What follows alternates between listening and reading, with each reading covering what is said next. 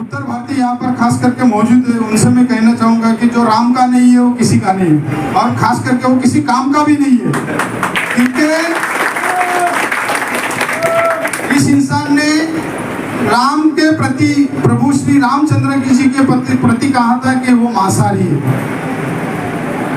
बराबर।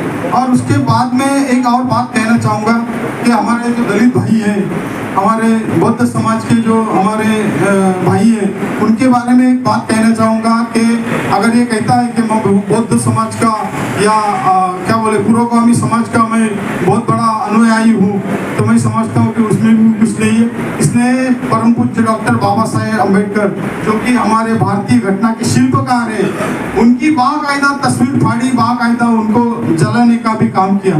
तो ये ऐसा नेता, ये किसी का नहीं है, ये सिर्फ अपनी जेब भरने का, अपना घर भरने का काम करने वाला नेता है, ये किसी का नहीं है। इसके लिए मैं आपसे यही कहूँगा कि आपको इस बार मुमरा में जिस तरीके से आपने श्रीकांत शिंदे साहब के लिए अगर 90% अगर मेहनत की है, तो आपको इनके लिए 99%, 9% और ज़्यादा मेहनत करनी पड़ेगी, और नजीब मुल्ला साहब को अपने को चुन के लाने के लिए पूरी ताकत लगानी पड़ेगी।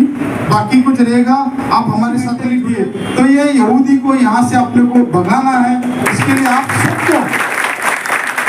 सबको पूरी ताकत लगा के, अपने लोकसभा में जिस तरीके से ताकत लगा, इसके कई गुना अपने को मेहनत करके इस यहूदी को भगाना है।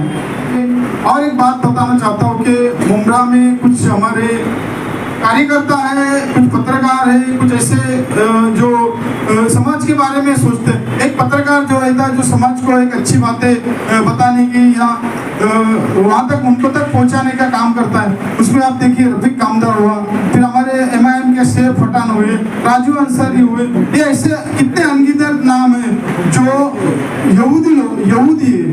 क्यों यहूदी है? क्योंकि ये जितेंद्र आव्हाड है ना, ये मुसलमानों का हमदर्द है। मेरी बात को समझ लीजिए, गौर कीजिए। ये जितेंद्र आव्हाड मुसलमानों का हमदर्द, ये ऐसा खुद बोलता है कि मैं मुसलमानों का बहुत बड़ा हमदर्द हूँ।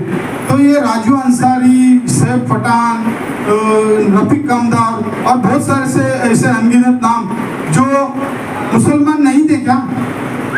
अगर तुम मुसलमानों का चाहने वाला है तो ये इन लोगों को तुमने तड़ीपार क्यों किया? मेरे को बताओ ना। क्योंकि ये तुम्हारे साथ में नहीं आए, इसके लिए तुमने इसको इन लोगों को तड़ीपार किया ना। तो इस बात को गौर कीजिए, ये आदमी किसी का नहीं, ये नजीब मुल्ला का नहीं हुआ तो तुम्हारा हमारा क्या होएगा? 15 साल में इसने कुछ किया नहीं, और मैं समझता हूँ अगर ये जातिवाद की राजनीति करेगा, ये बोलेगा ये बीजेपी, ये मुसलमान, ये सब भूल जाओ, और अपने को जो महायुति, अपनी जो महायुति, आज महायुति में आप देखेंगे शिंदे साहब सीएम बनने के बाद उन्होंने हमारी माता बहनों के लिए सबसे पहला बड़ा निर्णय लिया कि महिलाओं को जो 50% 50% जो ST में टिकट की सुविधा दी गई।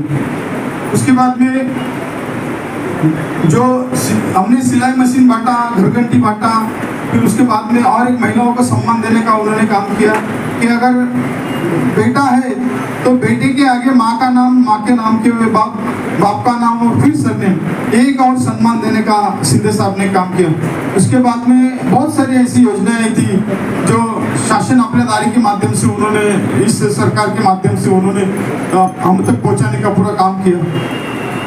वही मैं समझता हूँ कि उसके बाद में उन्होंने सबसे अच्छा निर्णय जो लिया, मुख्यमंत्री माझी लाडकी बहन योजना।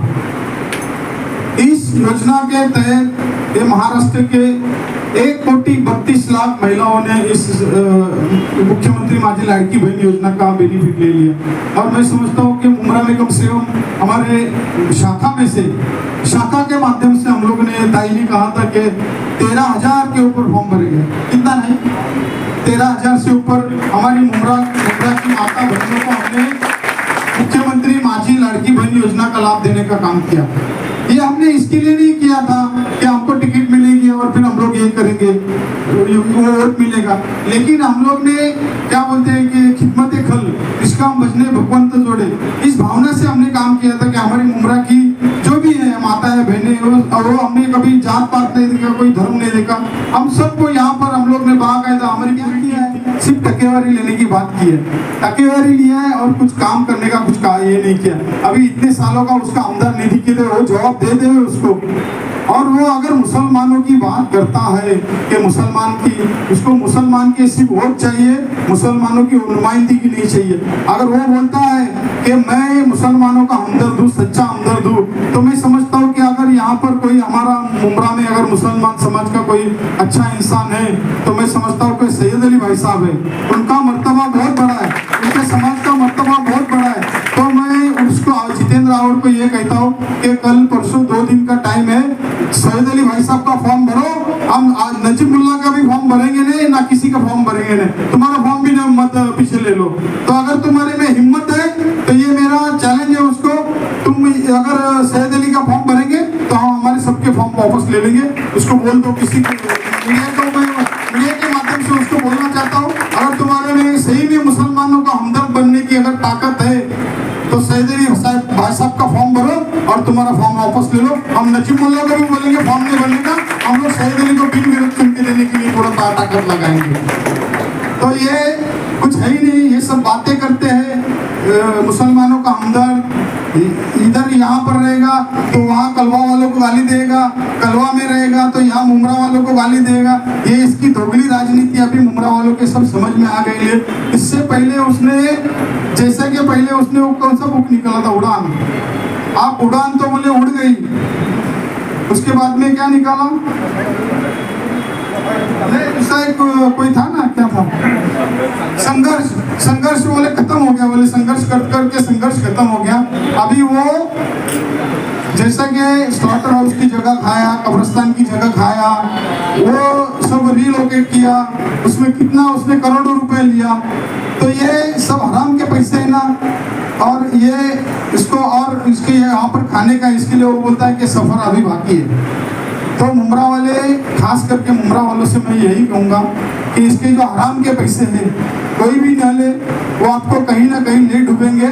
आप मेरा इतना ही कहना है कि आप इसको आगे वोट नहीं देने के लिए आप सबको घर में जाने का, और सबको यही कहना है कि इस बार तूने जिन लोगों को तड़ीपार किया है, अभी उनकी तरफ से इस बार तू तड़ीपार, ऐसा ही कहने का।